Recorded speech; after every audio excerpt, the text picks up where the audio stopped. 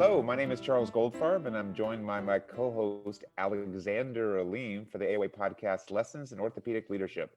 Tonight, we have a great podcast. We welcome Dr. Megan Conti Mica to discuss the pearls and pitfalls of the early years of practice. Dr. Conti Mica is an assistant professor of orthopedic surgery in the Department of Orthopedic Surgery and Rehabilitation at the University of Chicago. She obtained her undergraduate bachelor's degree at the University of Washington in Seattle, and she went to medical school at the University of Arizona, and she graduated with honors in research. She completed her residency at Loyola in Chicago and 2 postgraduate fellowships. I guess the full year was in at the Mayo Clinic, and then also a traveling fellowship, the Schwartz Traveling Fellowship, and she spent time learning additional information about shoulder and elbow surgery. My connection is that she hosts her own podcast through the ASSH with Christy and Peter Stern, which I understand is going really well. So I'd love to hear more about that. But first, Alexander is going to say a few more words of welcome. Really excited to have Megan join us. I feel intimidated by 2 podcast veterans and my podcast novelty coming through, but we're really excited. And we're going to talk about kind of pearls and pitfalls that a lot of orthopedic surgeons run into early in the career. And Megan, maybe we can kind of just start how this got started. It sounds like kind of in the setting of the AOA, which has a lot of resources, I think, for young orthopedic surgeons in practice, but we don't really know. I think for me personally, it was I got sort of involved with the AOA with the Resident Leadership Forum. And then kind of there's this black box of what happens. And then all of a sudden you get nominated and become a fellow at some point 5 or 6 years after you start career. But what happens in between that time? That's a pretty critical time. Having now been in currently my 5th year of practice, you learn a lot. It's probably the steepest learning curve of your entire life. And you can feel like you're, on the proverbial island drinking out of the fire hose. So maybe talk a little bit about sort of why you wanted to discuss this topic and sort of what your experiences have been, just kind of broad strokes with your first couple of years. Yeah, thank you, Alexander and Chuck.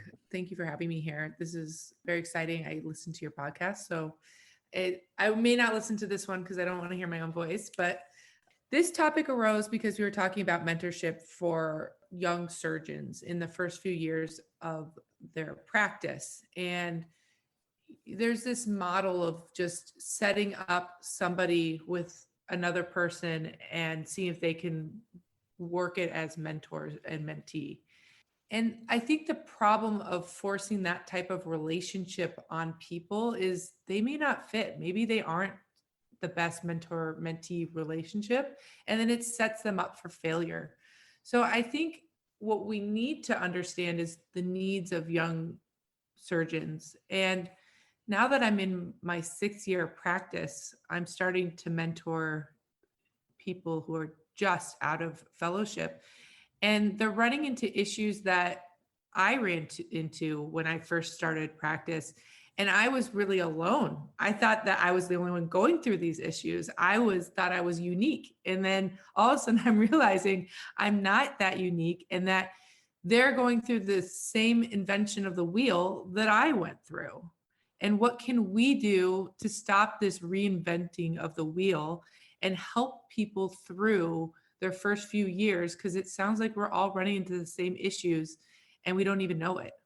So that is really well said. So let's set the stage, I guess. Tell us a little bit about, I gave the, big picture introduction, but tell us a little about your practice. You're in academic practice. You're in Chicago at the University of Chicago. Tell us what your goals were clinically in setting up your practice, what type of practice you hoped for, what your practice is 5 years later, and then we'll move on to other topics. But just set the stage for us. Tell us about what you're doing currently. So I am a upper extremity surgeon, meaning clavicle to fingertip. Anything in between, I will take care of. I see peds, I see adults. I'm associate fellowship director, and I am also the clerkship director for the medical students. So I'm heavily involved with education. I'm doing research in opioids, social disparities, and I'm mostly interested in elbow surgery and athletic injuries of the elbow, wrist, and hand. there's a lot you said there that's awesome, and we can discuss each of those areas. First of all, the elbow and the athlete resonate with me personally. Those are two of my areas of interest as well. So this is an issue for all young surgeons. Did you intend to start broad and potentially narrow your practice? Because that's obviously quite broad, clavicle to fingertip, adults and kids. There's not much you left out in the upper extremity. I guess nothing. Was that your goal? And do you think you'll be able to maintain that? Or do you think you will feel the need to narrow and specialize further? So that is exactly what's happening now. I think everyone goes into practice telling their partners, I'll do whatever you want me to do. Like, just hire me. And then you get hired, and then you're doing all these things that you want to do, and your partners definitely want you to do that you may not want to be doing. And from there, you have to find your niche. For me, a lot of people didn't want to take care of elbow. I had zero plans to become the elbow lady of University of Chicago, but it found me. And so I've built up a practice where, orthopods in the surrounding area either have issues or don't want to deal with elbows at all, and they send them to me. The sports division needed somebody to do the sports hand and wrist. I never thought I'd work with athletes, but they needed someone to do it. And I said, okay. And so those things kind of just organically evolve as you say yes and no to different things, or at least in my practice. Alexander, I don't know what you've experienced in your practice and if that's similar. Yeah, I think, because I was going to ask you if you sort of had a career development plan when you started, because I think that's something that I didn't really develop one until about a year or two in, because I was kind of like you. It was, I want to get hired. I'm a shoulder and elbow surgeon. So I stop at kind of the elbow, and I'm glad someone likes to take care of athletic elbows. But, I had a fairly good idea about what I wanted to do, but the same thing is kind of like, it's this like black box of just like, residency is you do your rotations, you go through it, as long as you do well, you're going to succeed. And that's fellowship. And that's honestly like all of your training. So you kind of just have this mentality of like, I'm just going to show up and just work hard and the rest will figure itself out. But you can sometimes find yourself either in really good situations, which it sounds like yours have evolved into, or really bad situations. And we hear this stat that kind of is a little bit scary about, almost 50% of orthopedic surgeons change their practice within their first 5 years. And I wonder how much of that is because of that sort of, we come into it not really knowing or planning or thinking what we want to do and not really putting it to paper. And then we don't have an ability to reassess. So do you have a career development plan now, or what has been kind of your experiences with that? Because I found that personally to be something that I check in with now a lot. And it really helps me kind of stay grounded in terms of what are the things that I really like, and maybe something's changed and I thought something that was really good isn't, and how can I maybe evolve? Yeah, I think there's a couple of points to that question. The first is, yes, now I have something. Did I have something the first few years? No, I came in saying I'm hungry and I want to be busy. And that meant saying yes to everything. But at some point you have to say no. And we're not taught how to say no and how to say no strategically. We also are not taught how to put ourselves in a situation where we're going to be successful and not burn out. And I think those are things that you need to learn quickly, because you will burn out if you say yes to everything and then you become the person that everyone dumps on. Nobody wants to be that person. You want to have a niche that you want to have. You don't want to have a niche that everyone else wants you to have. So I think that is very important. And since I struggled, or I felt like I struggled, and I've now realized I'm no more special than anyone else starting their career with that plan. So with the residents, I have a practice management that I do with the 5th years. And one of the exercises that I make them do is I make them put out a 1 year, a 5 year, and 10-year plan, both professionally and personally. And then I ask them to do the same with their significant other and see if they match up. And I tell them I don't want to be part of their conversation, but the two of them should share those personal and professional goals between the two of them and start a conversation. Because if you don't start having that conversation and thinking about it, you're going to be really, really overwhelmed in a couple years because you have no idea what you're doing and where you're going. Those are some really, really thoughtful insights. And the burnout thing is real. And I think it's something that we now are not afraid to talk about. It doesn't mean we're weak. It means that we are acknowledging the struggle. How do you say no? I think that's one of the biggest hurdles, and I still struggle with it. And I'm back at the place where I train for residency, so there's a lot of just inherent, just kind of, I have to say yes because I still think I'm needing to impress people like Chuck, who remember me as like a third-year medical student who barely knew what the operating room was, and now here I am. But you mentioned, how do you say no without seeming like you're pushing away? Because everyone's young and hungry when they start out. Everyone's eager. Everyone wants to be known as a partner that's not putting up walls, but you have to at some point, otherwise you're just going to drown. So I'll answer that, but I also want to hear Chuck's answer to this because he's farther out, and I'm intrigued to see somebody so seasoned how they would respond So to this nice. question. So I think I have said no to the right things, and I've also said no to the wrong things. And I've also learned that there is a stylistic way of saying no.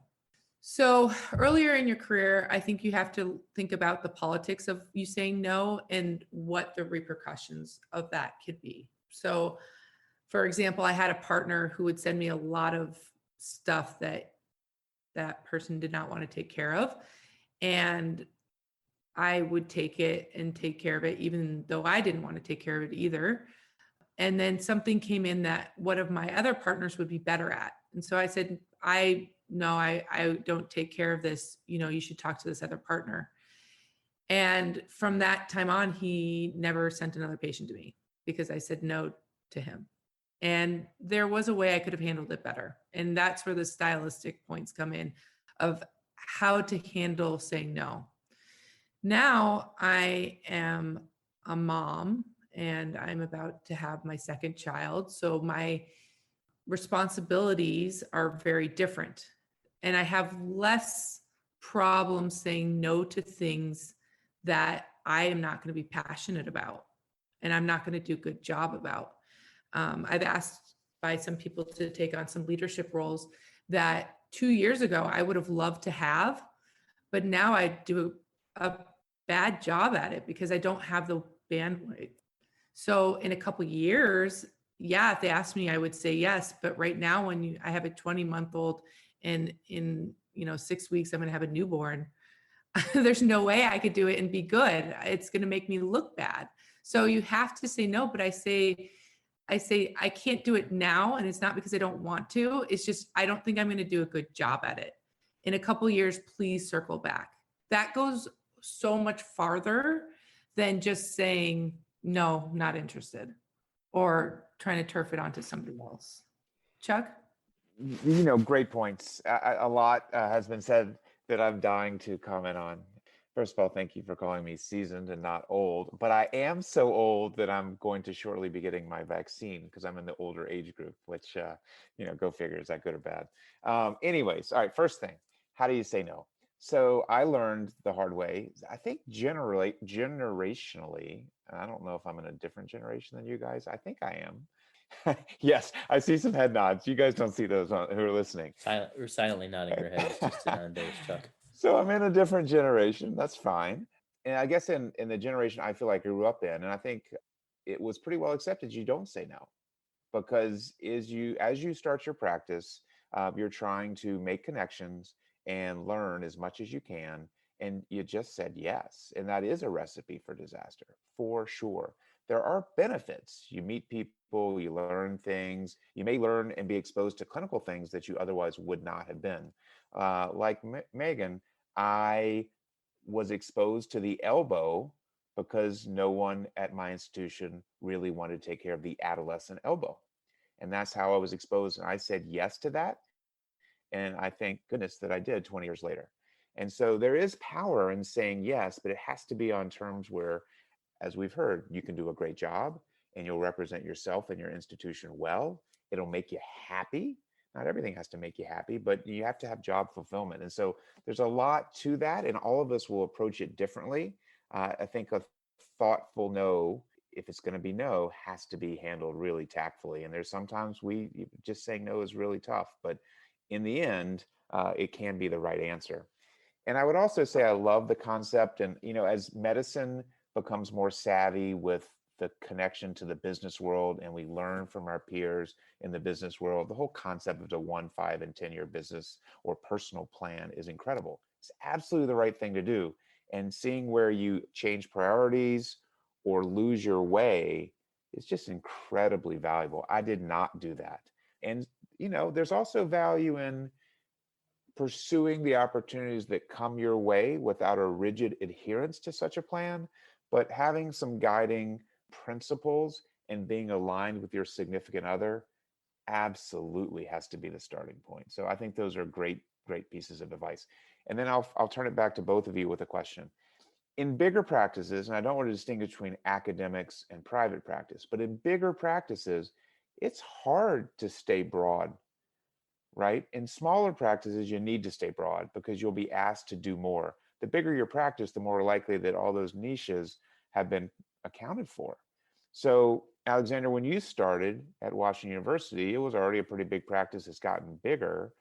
How did you stay as broad as possible? And do you think you've stayed sufficiently broad? How much elbow do you do? That's a great question.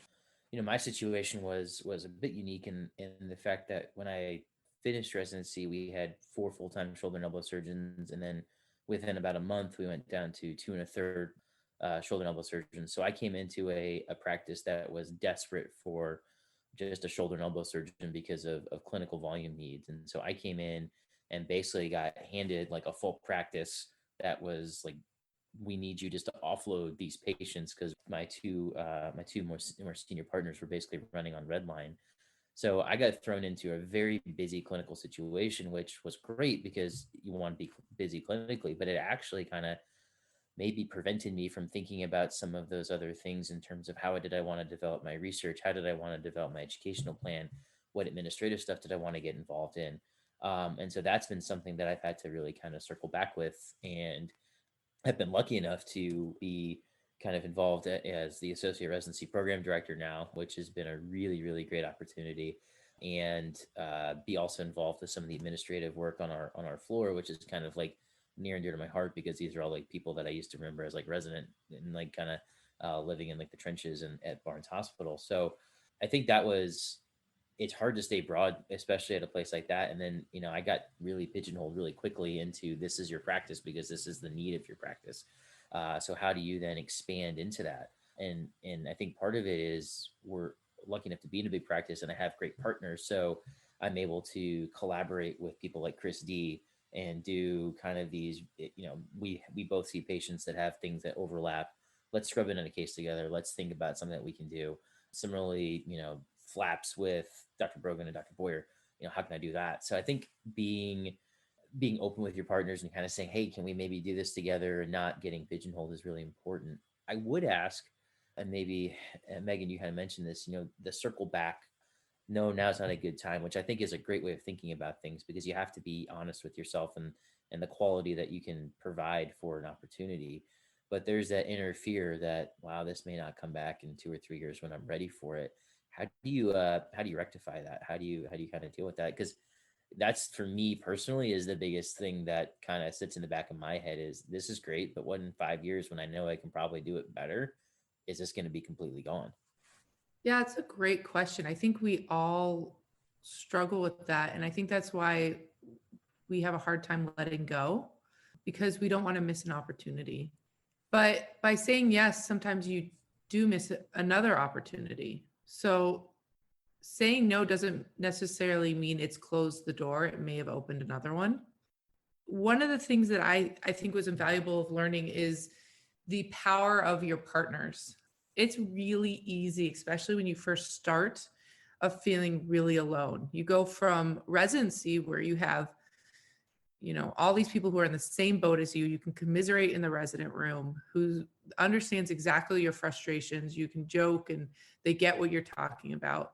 To all of a sudden you're in practice and None of your co-residents exactly have the same practice as you. They're not going through the same things. And your colleagues at your job are at different levels of training and are going through different things. So it's very easy to feel lonely. But that communication with your partners is so invaluable. Understanding the roles of your partners is also very invaluable.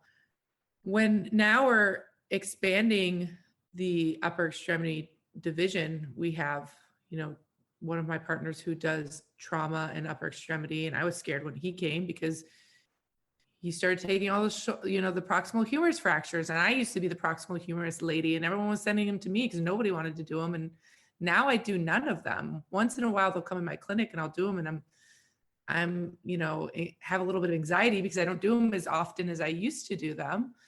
But it's opened other doors because I'm not doing it, and I can focus on elbow and I can focus on sports because he is there and he's interested in a lot of trauma that I'm not that interested in. So while it closed one door, it opened another one. And I think that's what we have to remember is like the unknown is not necessarily scary. It's an opportunity.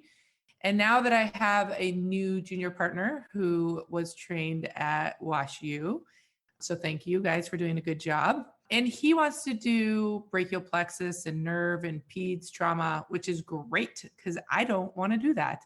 And so I can send those cases his way and he's happy. And yeah, that means I have decrease in volume, but it means I can focus on other things. And as my academic career gets busier, I don't have as much time to spend on these cases that I'm not as interested in. And it's not fair to the patient.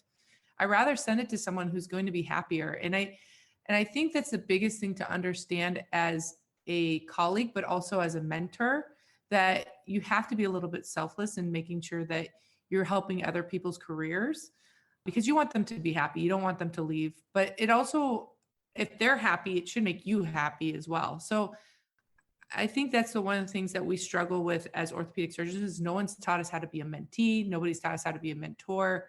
It's supposed to be one of these things that we just know how to do. But again, there's no leadership skills that we learn in residency of mentorship. So again, a ton of great points. I feel like there's so many different directions I can go after each of you say something. I want to go in two different directions. First, I want to go back to the saying no. Anybody who knows me knows, as Alexander said earlier about himself, I don't say no very well. And it is a skill I didn't really learn, but I have learned it a bit. But let's be honest in that if you want to get involved with a national organization like the AOA or like the Hand Society or the Shoulder and Elbow Society, the way you get involved is at whatever level, often it's committee work, you say yes and you do a great job. And that's the way forward for sure. And so it is about picking and choosing and prioritizing, which is so hard to do because until you're engaged in whatever it might be, national society work, local school work, whatever, you don't know what's going to really resonate with yourself. You might think you do, but I think it's that engagement teaches you. And then totally changing gears to what you just said, what I think is super interesting is when you get to that point in your career, and both of you are already there, because I know Alexander is as well, and you hire a younger partner. I mean, oh my God, that's a huge transition because yes, you are giving up something and you have to take on the role as a mentor and you have to give up so that person can succeed. And it's a super interesting concept. How do you handle that? And it sounds like, well, I know both of you have, we just heard what Megan does. Alexander, how have you handled having a brand new partner? Yeah, it's been I think it's very similar to Megan's experience. I think there's a lot of anxiety, especially because I'm still in the early stage. So clinically, I'm not at that steady state where if someone comes in and takes a few cases, whatever. But I think a great example is today. We got a consult for a total elbow arthroplasty for a distal humerus fracture. I was in the OR with a busy day and said, yeah, maybe we can add it on at the end of the day. And my junior partner was willing to sort of move. He's like, I got 10 patients in clinic. I'll come in and do it. Don't be here. And the case got delayed and I was able to potentially do it. And he was there. And it was kind of one of those moments where I said, well, really, is it worth me to be here? And he's already doing it. He's going to do a great job and everything worked out well. So I think that's kind of letting go. Whereas, I think 4 or 5 months ago, I would have been like, I'd still be in the OR probably. So I think that makes everything a little bit better. Megan, your point about mentorship and menteeship is really, I think, an important thing, because I didn't even think about any of that stuff, like you said, in residency. And it was honestly the resident leadership forum that I got kind of assigned, kind of nominated for the AOA, that even gets you thinking about that. And then you realize how important this is for your career. And really, a lot of the stuff we've talked about in residency, while it's important, the technical things change and we evolve. But some of those, how do you understand who's a good mentor? How do you be a good mentee? And how can you leverage some of those relationships? Really didn't I didn't really think about that until before my chief year. And then you kind of go on. And so what are some of the ways that you are trying to incorporate that? You mentioned a little bit of the practice management series you have with the fifth years. Anything else that you've done personally to try to develop your own skills, both as a mentor and as a mentee? That's a great question. So today, I guess is a good example. I met with one of our new hires who is 6 months in, and I got coffee with her, and she's not in my subspecialty. She's orthopedic surgeon. And I just asked her how things were going and just left it really open with no agenda, just to see how she's doing. And we had a great conversation, and there was a lot of things that she had questions about, both on and off the record, that she didn't know who to ask or how to ask. And I remember being in that situation where it's like, what is the right way of handling this situation? And how can I deal with this? What would you do in this situation? And it was really helpful. And I was worried it was going to be a 5-minute conversation, and it turned into a fruitful, 30 to an hour conversation. And I feel like I wish somebody had done that for me when I first started, and just sat me down and said, "Hey, how's it going? How are you doing?" Because we don't know how to communicate that sometimes. And sometimes we need a check-in. And I think I remember as I started my practice, I'm like, how do I navigate this conflict? Because conflict resolution is something they teach in business school. They teach it in all of these other things, but we learn conflict resolution from, our attendings when we were in residency. And some of our conflict resolution that we're taught is throwing instruments or berating people or other things that we would not be able to do today, and would put us in some type of written up situation or cultural sensitivity classes on Saturdays that are just not acceptable now. So I try to spend some time learning those things myself through reading, through asking my own mentors, what would they do in these situations, and have a broad spectrum of mentors. And I'm intrigued to hear about your mentors and that kind of spectrum, but I do have ones that I talk to about my personal life, that how do you balance these things? There's other people that I talk to about purely career stuff, purely research stuff. And I have found that when you kind of have a lot of different people involved and invested in your career, you can get a lot of really rich answers, but at the same time, you need to do that for the generations that come after you. That's well said. I would say to residents who are listening, and I say this to our own residents when they're considering their fellowship choices, as much as you need to learn the nuts and bolts of whatever your fellowship may be, you ideally identify someone who will be there for you as you develop in your career. And that's certainly what I did in my choice of fellowship, which was with Peter Stern and a bunch of other wonderful people, Tom Kiefhaber and others. But part of my choice was knowing that I would have a great mentor. And it's harder to do in residency because you just don't know exactly what you're doing when you're applying to residency. No offense to those who are listening and applying. But I think for fellowship, for me, that was crucial. And then as a young attending, as Megan said, I learned different things from different people, and I counted on different messages from different people. And again, I don't want to, maybe I'm speaking about myself or maybe about my generation. I think things are more verbal and people are more comfortable asking. For me, it was always informal, and a lot of it was watching and learning through seeing how other people handle problems. I think we are all better in 2020 about how we communicate things like, mentorship lessons. But so many people, I've been so fortunate to have wonderful mentors that each bring something different to the table.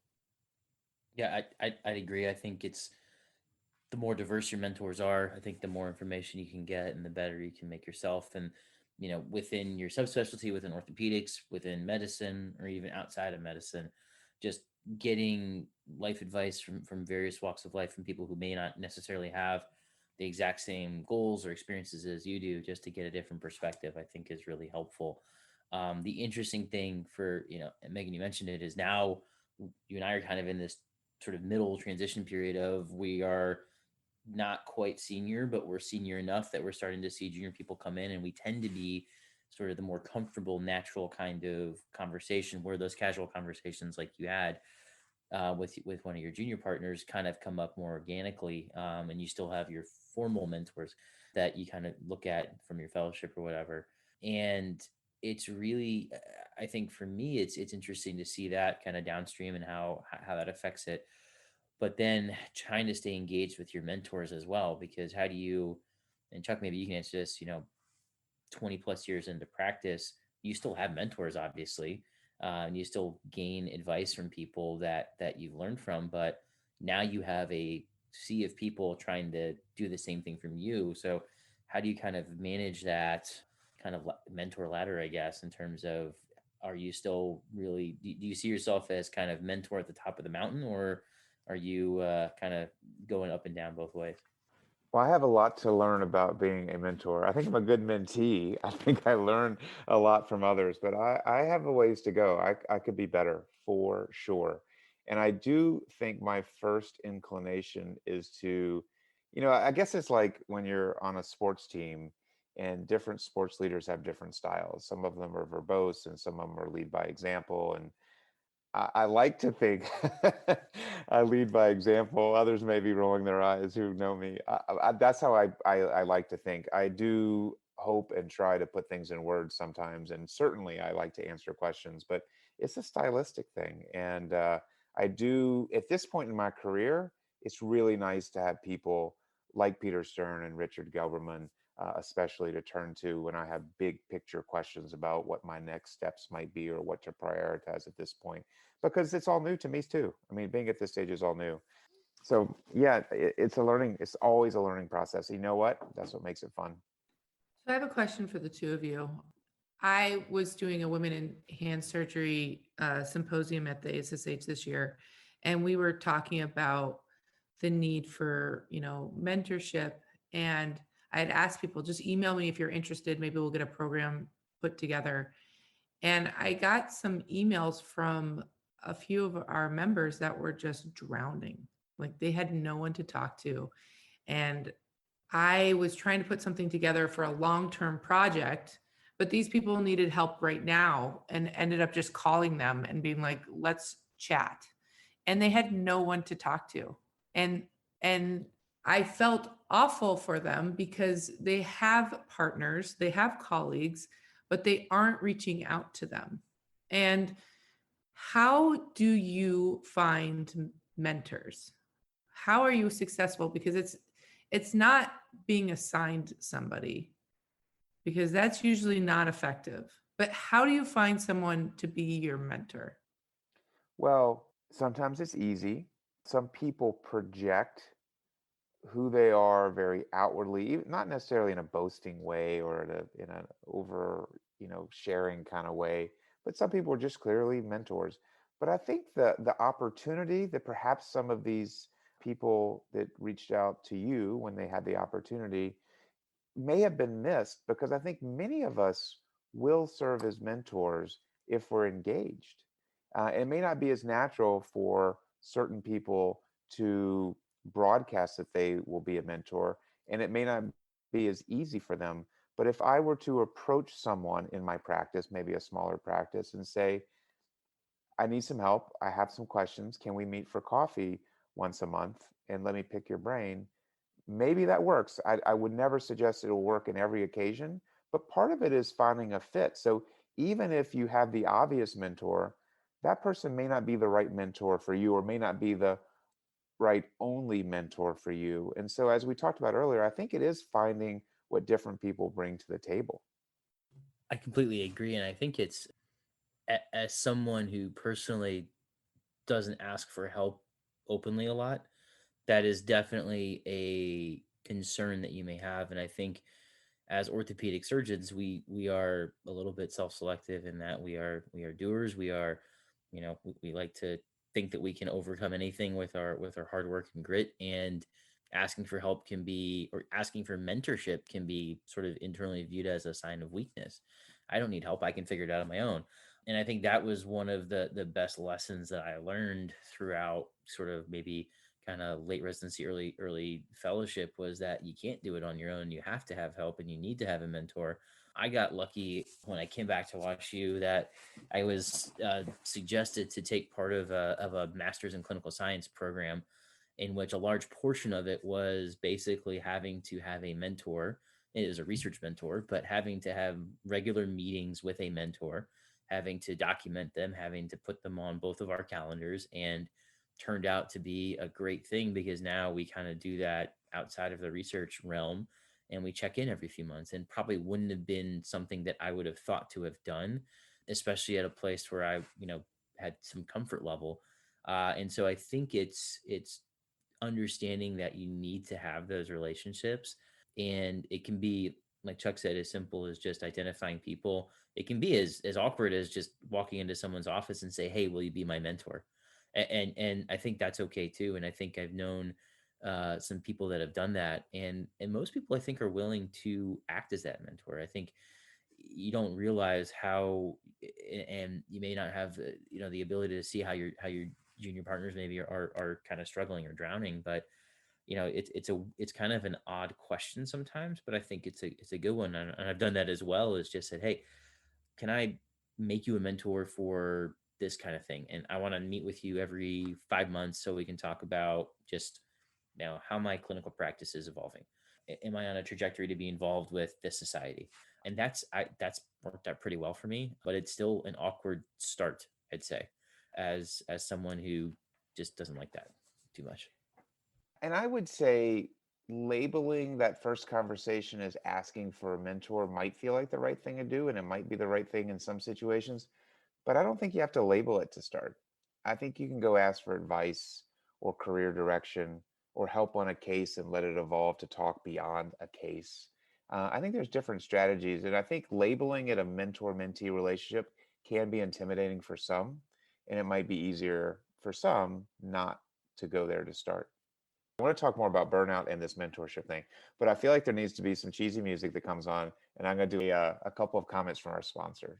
So we're here for the AOA, and the AOA has a number of programs which are relevant to this conversation, and I just want to run through those quickly, because I'll be honest, I have not been fully engaged in any of these, and I think they are really super helpful. The website will have more information about these, but the first is the Resident Leadership Forum, and this is the Dr. Everts Resident Leadership Forum, and it allows participants to interact with peers from across the US and Canada to gain new perspectives, share best practices, and make vital connections. And so this is what is available for certain residents, and it's a great way to be introduced to AOA and other residents across the country. So that's one opportunity within the AOA.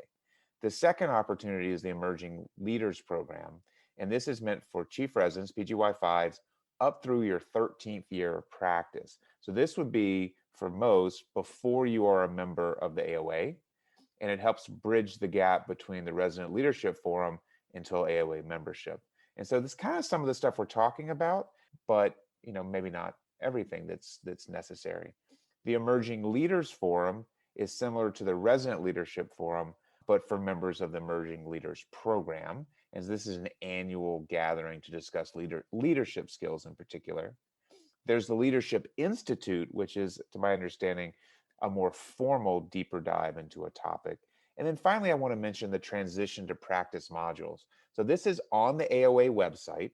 It's under the CORD, the CORD tab, for those of you not familiar, on the website, but you don't have to be a member or an affiliate to access these. You have to log in so we can keep track of things. But this has various modules like how to choose a practice, negotiating contract, coding and billing, leadership development. So really useful information that many of us did not know was even there.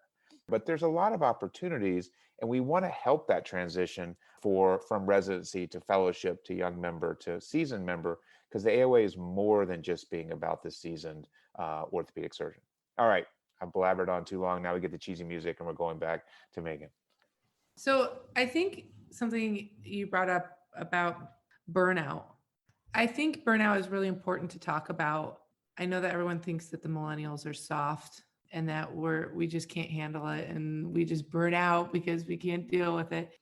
Even though Alexander and I are at that cusp where we won't admit that we're millennials because we're like a year or something. We're zillennials. You're both millennials. Come We're on. zillennials. We're Gen Isn't X. We're the transition between Gen X and millennials. I'm a zillennial. Yeah. So I said that once to my senior partner and one of my senior partners, and she said to me in response, "You know you're a millennial when you refuse to admit that you're a millennial." And I was like, "Well, how do I respond to that?" Anyway, so we are weak and we just burn out quicker, maybe whatever. I'm not even getting in an argument, but I think it's important to talk about because you see a lot of people who are angry, they're frustrated, and they respond inappropriately to conflict. And all of a sudden they become labeled as disruptive surgeons or whatever, or they're the hard to deal with surgeons. And the problem isn't really that, because you got this far in your career. If you were really that big of a problem, you probably would have been weeded out. It's just that you're burned out. So how do you deal with that? How do you identify it? How do you make sure that you don't burn out? And I'm asking you, Chuck, because you're older than us, way older than us, and have all the answers. Way older than us. Way older. You're seasoned. Well, I think there's lots. I mean, first of all of us are going to have different strategies to minimize the risk of burnout, but all of us are at risk. And I think of it as there's thresholds, and based on health and based on family and based on job, there's all these different stressors. And if all are going in the wrong direction, it's just really hard. And certainly a pandemic lowers all of our thresholds to burnout because we are all stressed probably more than we've ever been in our lives. And that's just the pandemic. The rest of the stuff, adds to it. I think we all have to develop different strategies to increase our resiliency. And sometimes it's little things. One of the things that really has been valuable to me, first of all, I'm at the point in my career where when I'm practicing medicine and not doing leadership things and meetings and things like that, that's when I know I'm back in my happy place. And so if I'm in clinic, I love it. And when I'm in the OR, I love it. But one of the things that's helped me is when I operate with one of my partners, it's a de-stressor, it's fun. And I think at both of your stages, since you were so young and millennial-ish, you don't do that very often. And you forget about that being really fun. You have residents and fellows because you're in academics, but operating with a partner is different. And so that's one, and I'll just leave that. That's one of my techniques, and I'm fortunate to be able to do that somewhat commonly. I would recommend that to anyone who doesn't do that commonly as a de-stressor and a way to just have fun doing, obviously good work for a patient. I think two things. One, as Megan said, I think acknowledging it is really important. We can make all the jokes we want about millennials being weak and soft, but I think generationally we're willing to accept that there is perceived weakness and then there's something that we're struggling with. And so that's the first step of it, is just understanding what it is and why is it happening. I think I hear this a lot from people, and they say, well, when I'm doing the medical stuff, it's great. When I'm in clinic, it's great. When I'm in the OR, it's great. But then it's when I'm, in the administrative meeting, or when I'm doing all my documentation, or I'm doing my paperwork, or I'm doing the billing, that's when things kind of pile up and I lose it. And so part of the problem is that's kind of unfortunately a necessity now with what we're doing in the medical thing. So we the administrative burden is there, and we have to kind of acknowledge that that's going to be there. And so how do you then deal with that increased burden? I think I think it's finding those little nuggets, like Chuck said, that make you really have a lot of fun when you're doing it. For me, it's residents. To work with a resident is so much fun. To see kind of that transition, see how they grow over the time with me on a rotation, kind of see them develop over the 5 years that they've come through. That's just bonus time for me. To be able to hang out with residents is just so much fun, and it gets to be part of what I'm doing in the job. And then I think from a personal life standpoint is just acknowledging that you need time away from work. With the pandemic, Zoom is now something that we all do, but it's made it even easier for us to be 24/7 work, because we can schedule a meeting at 8 p.m. and then another meeting at 8:30 and another meeting at 9, and we don't have to leave your office. You can do meetings on Saturdays, you can do meetings on Sundays, and it's really easy. So with email, text messaging, now with Zoom, it's really easy to not unplug yourself. And so for me, it's taking time to just be unplugged. So my wife and I have an agreement. Saturday morning is kind of my weekend sort of work time. And then after that, unless it's like an emergency, I am out. That's really good. I want to say one more thing along the same lines. And we hit on this a little earlier, is that when you bring in a new partner, it stresses you out naturally. You're worried about your volume. And I'll say that in my career, it's only been the last 5 or 6 years where this doesn't happen. Everything's cyclic, right? You get really busy and you're happy, presumably, and then for whatever reason, your volume may drop a little bit and you stress out. And maybe you don't have a full OR day. And instead of enjoying the part of the day when you're not running around taking care of patients, you're sitting there stressed out about, if you're anything like me, like, well, why am I not busy now? What did I say? Did some patient go on the internet and say something bad about me? And so I think we have to accept the cyclic nature of what we do. And it takes a while to have a practice that's resilient to trends we don't even understand. And so when you're busy, enjoy it. If you're not busy, find a way to enjoy it, whether that's engaging in another part of your practice or whether that's going home and going for a run. I think that's really important, and that's not easy to do. At least it hasn't been for me. So it's interesting that you talk about it, because it's a timely conversation for me. Is I'm going to be going on maternity leave, and during that 3 months, a large portion of your practice is gone because they've either had issues that your partners have taken care of for you, which is wonderful, but it's not like you come back to a full OR, a full clinic. You have to build up again. And I've had to do that once when I started practice. I had to do it again when I had my first child, and I'm going to have to do it again for a third time with my second child. And it's hard because you want to be busy, but you're also in a new transition in your life that you should appreciate that time that, yeah, maybe you get to go home a little bit earlier because you have a newborn at home that you want to hang out with. So I think that's really wise, Chuck, to say that there is a silver lining as you go through these different cycles of your career, but also appreciate the different transitions you're going in your life, and that your practice is sometimes going to have to change based on your needs. One of the things, there was an article we had to read for the Orthopaedic MOC about burnout, because burnout's such a big issue. And one of the things that they say is that as surgeons, we need to have the feeling of control, which is interesting because we are now in this situation where we're controlled by administrators who are not doctors.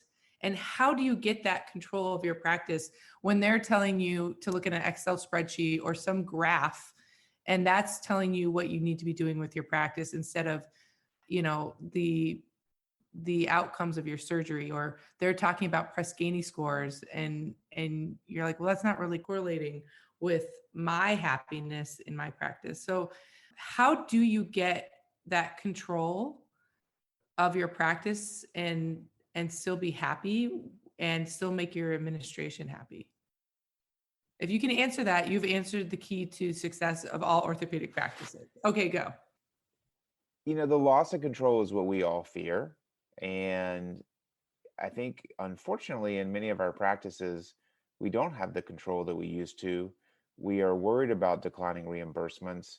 We're doing things to try to maintain or grow our income in a setting where, again, we have less and less control. I think the only answer we have is to, use the control that we have when we can, and do what we can to build those parts of our practice that matter most. I think it's not something that we can answer as one of the challenges of medicine. I think in the United States, our health, well, this is my very much a soapbox. I think we have a very challenging healthcare system, and I think it's going to get more challenging for us. But we do have it better than many parts of the world as far as what we were able to do in our country and the autonomy that we still have. It's very different, and I think we should be grateful for that. But the challenges that exist do mean we have declining control in our lives, and that's tough because we went into medicine for a reason, and one of those reasons is that sense of control, and I do worry about that. I agree. We need to end on a happier note than that, though. And I do think this has been an amazing conversation. It feels like we could keep going forever. But tell us what's great about each of your practices, both Alexander and Megan. Tell us why you love going to work and doing what you do, and what's good about being a young faculty member, millennial or not. I guess I'll start. So I kind of mentioned a little bit. For me, it's I get to help people, and I think one of the best parts of orthopedics, and the part that drove me to the specialty, is there's a tangible thing that you see at the end of your surgery where you said, I made this better, and then you see your patients back in the clinic and they tell you, I feel better. So there's that sort of instant gratification that you have. Being able to just sort of see people improve and think that I had some small part in it is really just one of the coolest things about being an orthopedic surgeon. And being able to mentor residents and fellows and see the next generation coming along, and seeing that sort of spiderweb or tree kind of grow is really cool. Being in my fifth year of practice, this graduating chief class is the intern class that started when I came back as a faculty member, and watching their growth and watching them go to amazing fellowships in a few months and going to see what their careers do. It's really cool to be a part of that. So I think for me that's been the best part, and I get to do surgeries that I absolutely love. The 4 surgeries that I do, as Chuck once told me when I said I wanted to go into shoulder elbow surgery, they're 4 great surgeries, and I love all of them, and it's been really fun to get really good at them too. So I'm in a fortunate situation. I'm married to a orthopedic surgeon. So I definitely get a lot of insight that people probably don't get from their spouses when talking about surgeries or things that have happened in their day. And he helps point out the things that make me happy in my career. And he gets to support me in that because he understands it. And he's helped me understand the things that make me happy and to make sure that those are the big things in my practice. And having a cheerleader like that is really important. But it's also helped me have some understanding of what I need to focus on. And one of the things that makes me really happy is I'm in a situation where I get to do the surgeries I want. I'm not being pigeonholed to, I can only do the left knuckle of the MCP joint of index finger, et cetera. But that I do have diversity in my cases. And I'm at a point in my career where I'm not having anxiety every day going in because I have all these cases that I've never done before, but I still do have cases that challenge me. So I like that diversity of cases, but also the diversity in level of complication. I love teaching residents and fellows. I don't think I was that good at it when I started because I was still learning myself, but I think I'm at a point now where I have a lot more to offer, or I hope I do. Maybe we should check in with my residents and fellows. But I feel like I'm at a point where I'm receiving and giving to medicine. And it's not before I felt like I was always needing help, but now I'm helping others. So I do think that I feel like I'm on both sides of it. So it's nice to be able to help people and give back everything that's been given to me. I do actually enjoy a lot of the leadership that I wasn't a part of. I got to watch other people be leaders, and now I'm asked to do those leadership roles. So I do enjoy them. It's just making sure I don't sign up for too many things. Nice bringing it full circle to close us out. I have to say this has been super fun. I hope our audience will find it, and I think they will find it just as fun. I really think the last thing that Megan said was really, really important is, look for what brings you joy. and maximize those things in your career, in your life, but especially, in your practice. Control what you can control, double down on those things that bring you joy. And not everything will, but I think that those are great words to close this episode on. So thank you so much for joining us.